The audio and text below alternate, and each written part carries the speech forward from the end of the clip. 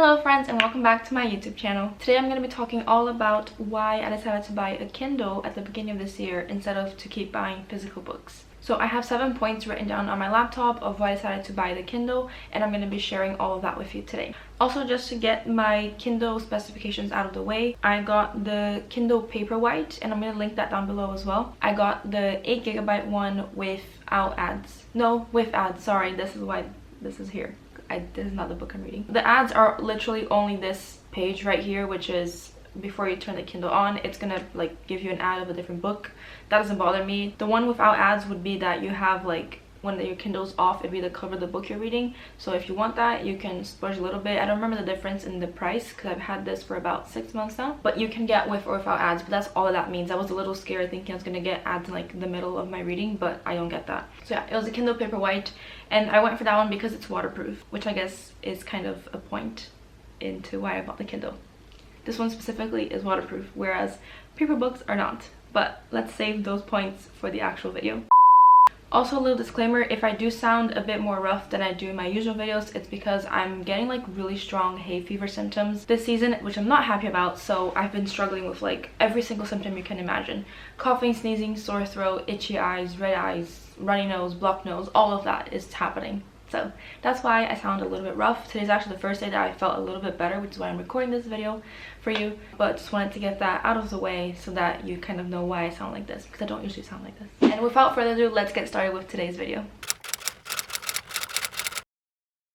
Point number 1 is that I actually save money in the long run. Now yes, the Kindle is an expensive little thing, but you'll see why with all these points to me made sense to buy it. Books are also expensive, so in the long run you save money because Kindle books are actually cheaper than paper books, but you still have to pay for the Kindle books. They're mostly around £5 I feel, but they're usually under £10, whereas I feel like paper books or hardback books, they go from like 10 upwards all the way to like even more than £20 a book. You can buy the Kindle now, you know, in the long run you'll be able to like get a book here and there without spending too much money, whereas without the Kindle you'd have to splurge a little more every time you buy a book. So that's why you save money in the long run a little bit with the Kindle. Reason number 2 is that you actually save a lot of physical space. As you can imagine, this is my Kindle. It's very thin, it's very small, about the size of my hand, and a physical book is not going to compare to a Kindle in terms of the space that you can save. I share a 1-bedroom apartment with my boyfriend. It's a pretty small 1-bedroom, so I can't be stacking up books. I also tend to move a lot, and I don't want to take lots of books with me as I move. That's going to be very expensive and very annoying to carry around. So you get to save a lot of physical space with the Kindle, which also makes a difference in terms of collecting dust. Like if you just have books on a bookshelf, they collect so much dust over time because most of the time you're going to be reading one book, you put it away, and then that's it, you know. It's just better for me in terms of cleaning my flat, moving, saving actual space as I am living in it now, and all of that.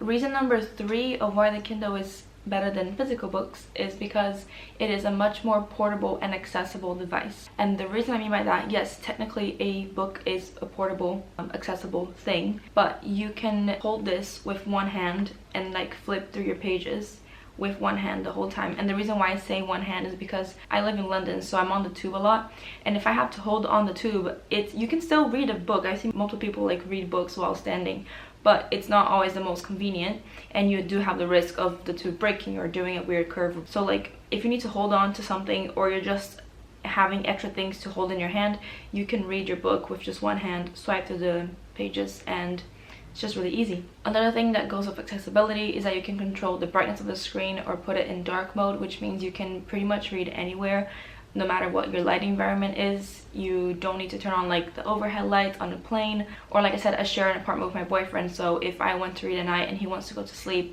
I don't have to keep any lights on, and I can still be ready to go to sleep in my bed and just have the Kindle on dark mode, for example, and then just put it away on my nightstand before going to sleep. And then as well, going with portability is that you can obviously carry so many books around in just the one Kindle device. So I'm usually a mood reader, which means I don't necessarily pick up one book, start and then finish it and then move on to the next book. I do kind of bounce around sometimes between books. Maybe I'll bounce around between like a non-fiction book and then a fiction book, so I can carry as many books as I want in this, which means if I'm going on vacation or just on my daily commute, I don't have to choose between what book I have to take with me, which is just really good, especially if you are a mood reader like me. And also with portability and accessibility, I guess the Kindle, the one that I got, the Paperwhite, is waterproof. Not all of them are, but this one means I can read while taking a bath or if I go to the pool or the beach, and I don't have to worry about any water splashing on it. I know it will be fine. Hello, editing me here. I also forgot to say that with the Kindle, like if you want to buy a book, you can just buy it and start reading immediately as long as you have internet connection. Whereas if you want a physical book, you have to either go to the store or order it and then wait for it to come. So that's one more thing to add to kind of like the whole accessibility of the Kindle. It's just if you want it, you can get it and read it immediately. Reason number 4 kind of goes off my previous point, and it is that it is compact and lightweight. So it just makes it really easy to carry around. It fits in all of my daily bags, including my Uniqlo bag. That's all I have to really say about that. It's just very thin, very light compared to a book, and so you don't have to worry about it fitting in most of your bags or it taking up too much space, or also like pages like getting damaged and stuff. If you just throw a book in your bag, the pages can get kind of torn or bent. You don't have to worry about any of that with the Kindle, which is really great.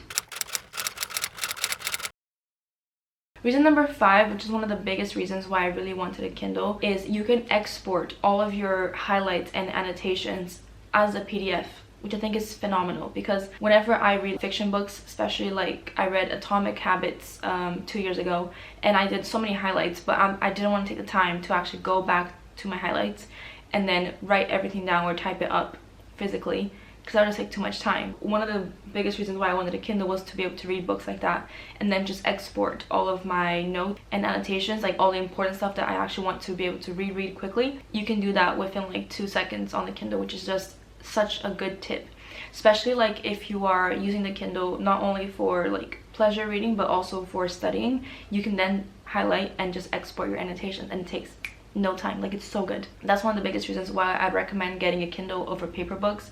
If you're someone who annotates a lot and takes down notes and you want to be able to easily access them, you can do that with the Kindle. Reason number 6 is that the Kindle is completely customizable to how you want to read, and by that I mean is you can adjust the brightness, the font size, dark mode like I mentioned. There's so much that you can actually change. There are so many books that I want to read, but if the font on the book is too small, it will really throw me off because it will get like jumbled in my head while I'm trying to read it.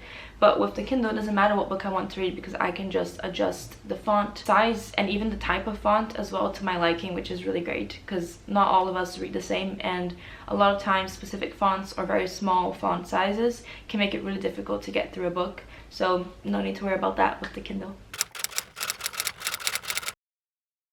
And my last and final reason is number 7, which is that Kindle is a smart device. And by that I mean is, like most electronic devices, it's considered smart. A really cool thing about it is that it will learn your reading speed. So whenever you're going through your chapters, if you want, you can toggle on the corner how many minutes you have left of that chapter or of the book as a whole, which I just think is really great. Like, it's not necessarily a huge make or break pro and con for me, but it's like on a physical book it's really difficult to kind of estimate how long you really have of that book. And you know, if you're in a time crunch, if it's for a book club or for school or for whatever it is that you're reading this for, you can actually get a really good estimate of how long it's going to take you to finish because it learns your reading speed and not just the average of readers. I found it to be quite accurate, which is again just great because you can now estimate how long it'll take you to finish a book. So those are my quick little 7 tips of why I chose a Kindle over physical books. Now, it's not all pros, there are cons as well to having a Kindle instead of the paper books. You're obviously missing the physical feeling of reading a book and turning a page. You're missing the aesthetic of reading and all of that. But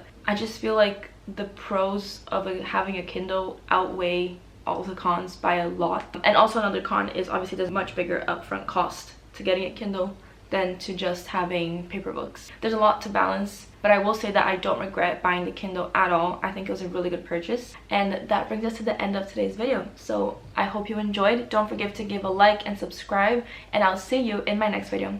Bye! Oh, and I almost forgot to mention my super cute pop socket. Guys, look at this. I have a Harry Styles pop socket, and it's very on brand for me. This is when he was in Brazil. I didn't see him there, but I'm from Brazil. Now focus back on me. Cool. And I am a very big Harry fan. I even have the tote bag right there, which is not planned because I went to a concert recently, which is my last video. If you like Harry Styles as well, check out, I uploaded an hour-long video of like 2 of the Wembley shows that I went to. It was very good, and it has every song and everything is down in sections, so you can just click down below. But aside from the shameless self promo, I just wanted to show as well my little pop socket